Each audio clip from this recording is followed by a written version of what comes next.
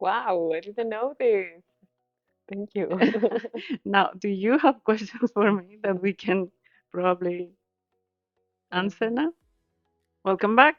This is the second part of our interview with Samantha, cabin crew in Emirates from Mexico.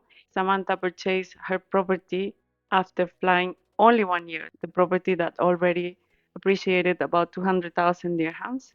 And I ask you, what is the next step? Let's assume it comes to 1 million. It means the bank can lend you 800,000. Mm, So in this case, if you're owing to the bank 600,000, they can release you 200,000. okay. Okay, so these 200,000 you can use as a down payment For another for one. your next property. You will be paying that small mortgage plus your mortgage. Yeah. And the best part, you go to property three, Hmm. using Cheaper also the one. leverage of the second property. I just want to know where is my second.